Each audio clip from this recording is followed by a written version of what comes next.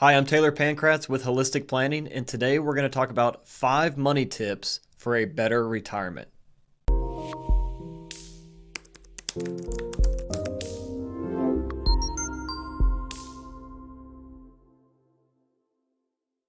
Okay, so 5 money tips for a better retirement. Tip number 1 is consider Roth conversions. So, what are Roth conversions? Roth conversions are taking money from your 401k or traditional IRA and moving it into a Roth IRA so that it grows tax-free. So, the whole point of doing something like this is that if you're like a lot of our clients, they started working when they were 20, 25 years old, and they've been saving retirement money in a 401k or a traditional IRA their entire life. And all that money that's been growing tax deferred, you haven't paid taxes on it. And in fact, you've been getting a tax deduction on your income every year when you contribute that money to your retirement account. All that money is going to be taxed in retirement. And the IRS is going to make you take that money out and pay taxes on that money starting at, for you, it could be 73 years old, it could be 75. But the idea is the IRS is going to make you start to take out a certain percentage of that every year in retirement because they want to start getting tax money on that. And so a Roth conversion says, all right, I'm going to control when I pay taxes on all this money that has been growing tax deferred. So instead of you waiting until the IRS says you have to do it now, you're choosing to do it earlier than that. And the reason you would do it earlier than that is, let's say that you just retired and your income's gone down drastically because you're no longer working. It could make sense, depending on how much other income you have coming in, to do some Roth conversions and fill up some of the tax bracket buckets that you might already be in. So let's say you maybe are already in the 12% tax bracket. It might make sense to get even on some of this 401k or IRA money that hasn't been taxed. Get even on some of that money and move some of that money over to a Roth IRA. And yes, you're going to pay taxes on it when you do that, but you'll be able to fill up the tax bracket that you maybe are in, right? So if you're in the 12, you can fill up the 12% tax bracket and pay tax at 12% on your money. Or let's say you're in the 22 and you want to fill up the 22% tax bracket. Whatever tax bracket you're in, if you want to get even on that money at that tax bracket, that could make sense. Now, the thing to consider is that you're going to have to take this money out at some point. And so the question is, what is the tax bracket going to be, or what's my tax bracket going to be when I have to take this money out at age 73 or 75? And the answer is, we don't know, right? You don't know, we don't know. All we do know is what the tax brackets are now, and we can project out what we think your tax bracket will be when you hit those other ages. And we can tell you, look, we think it's not going to be any less than it is today, so you might as well get even on it today. Or we think it's going to be higher or lower, and those things are going to dictate whether it makes sense to do a Roth conversion today. But 9 times out of 10, it's going to make sense to do some amount of Roth conversion because this money is going to have to come out. And if you can get it into the Roth and have it growing tax-free, that's a good thing. And so it doesn't necessarily mean that you're going to do all of your 401k or all of your traditional IRA. That would probably be a large tax pill to swallow. But it could mean that you do some and fill up the tax bracket you're in, because there's also the Medicare penalty box, or the IRMA penalty, that you need to consider, that as you get older and let's say you get on Medicare, you pay more for Medicare depending on how much income you make. And so it could make sense, before you hit the age of this Medicare age of 65, it could make sense to do some Roth conversions before that, so that when you're 75 and they start to make you take out money from these IRAs and 401ks, that doesn't cause you to pay more taxes or more penalty on your Medicare. And so there's a lot of things to consider with that, but I would just encourage you to sit down and think about doing Roth conversions, however small, to get even on this money that's been growing tax deferred, because the IRS is going to make you get even on it or make your beneficiaries get even on it. And so it starts to make sense to at least consider the idea of Roth conversions. So the second money tip is Social Security strategy. So you need to have a plan around when you're going to turn on Social Security. And for every person, it's going to be a little bit different. And it really comes down to the dynamic around you. And let's say you're married, and whether you want to take it early or take it at full retirement age or take it later. And so we hear a lot of schools of thought, and people come into our office all the time, and we sit down and talk to people about this, and almost everybody has this idea going into it of what they think they want to do. They think they want to take it as early as possible because it's going to run out. And I want to take it as soon as I can because they might turn it off. And other people say, actually, I'm going to wait until I'm 70 because I get more every year that I wait. I get an 8% increase if I wait till 70, so I'm going to wait. And the reality is both of those things could be true and could be perfect for that specific person, or any age in between. And so it really is it's a conversation around the dynamic of you personally, because we see a lot of times where if the person is married, it does start to make sense for the person with the higher Social Security benefit to maybe wait, especially if there's a little bit of an age gap between the spouses, because the surviving spouse will get a larger benefit check for a number of years once one spouse has passed away.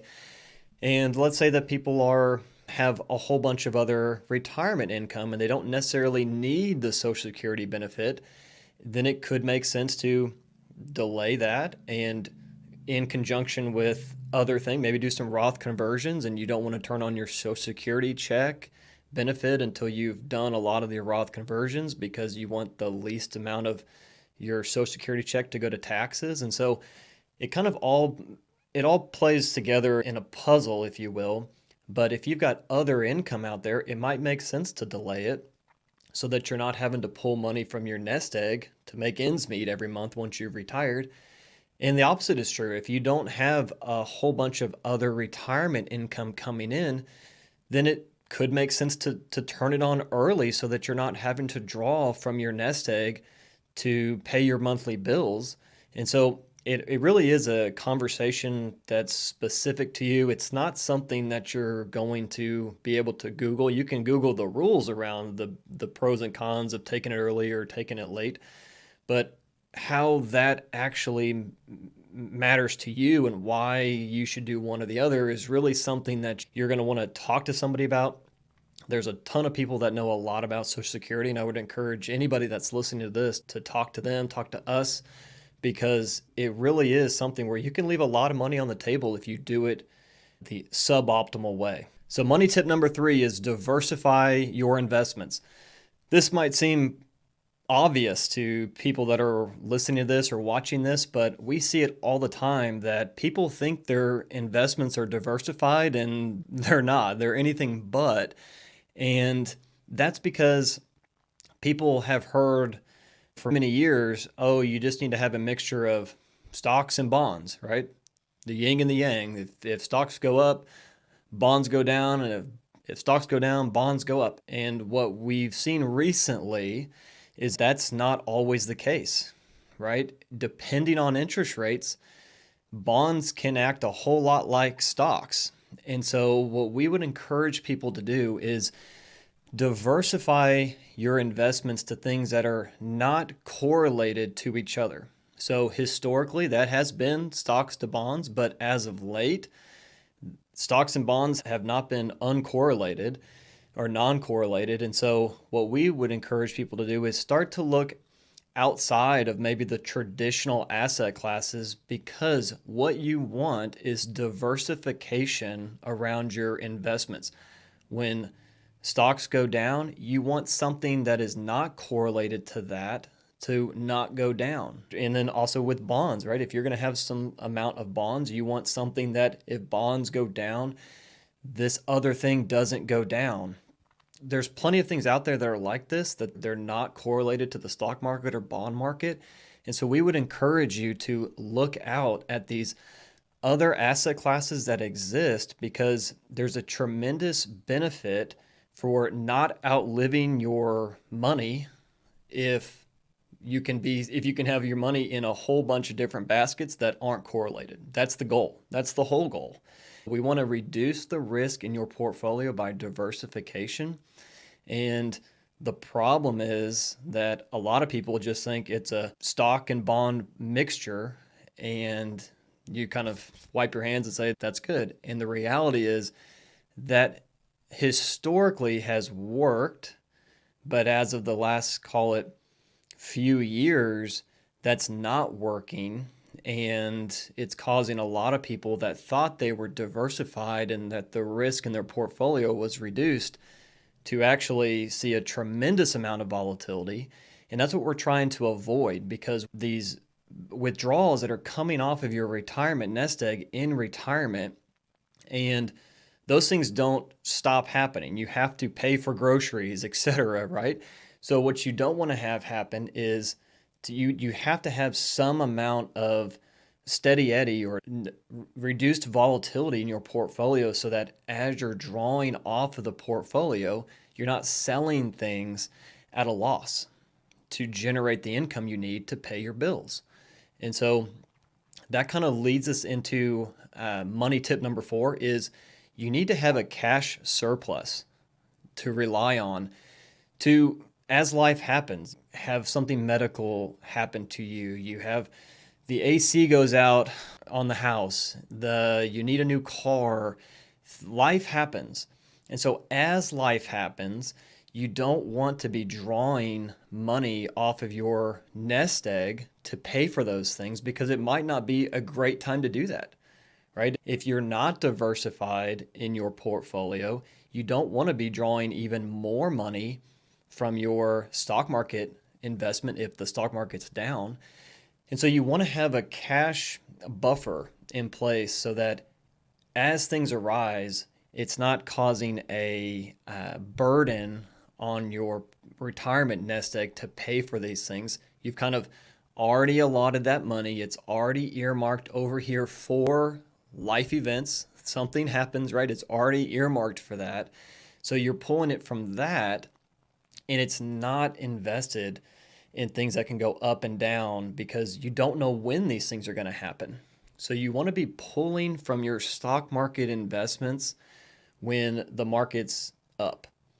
But unfortunately, with life events, you don't know when those are going to happen. And so that's why that money doesn't need to be invested in the market. It needs to be pulled over and put into something that's a little bit more consistent and doesn't have the volatility that the stock market might have. So the last thing, the money tip number 5 that we would give you is reduce your debt in retirement. We see it so often that people come in and they've got a good amount of retirement income, and that's great, but they also have a good amount of retirement expenses that they can't dial down if they need to.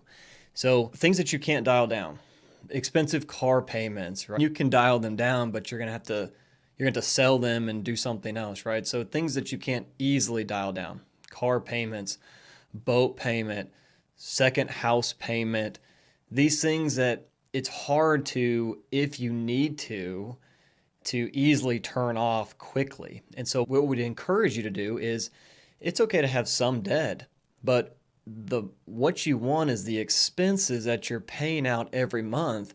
You want those to be things that you can easily dial back if you need to. Hey, we're just not going to eat out as much.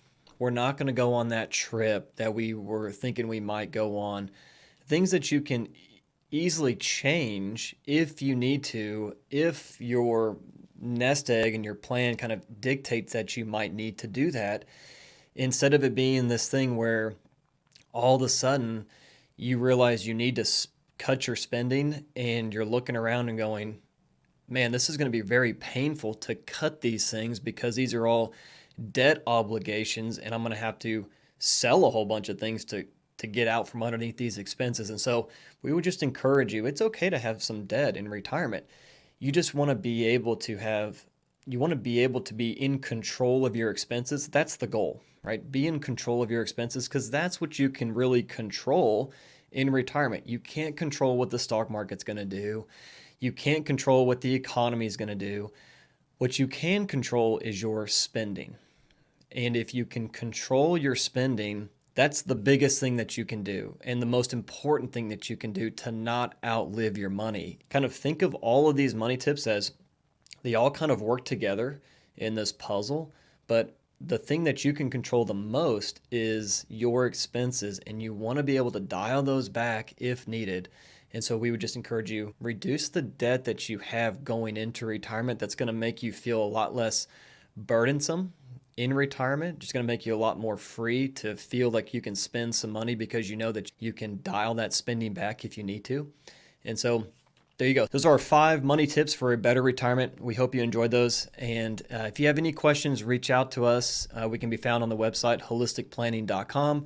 Please like the video, subscribe if you found this interesting. We'll be putting out more content. Thanks for listening, and God bless.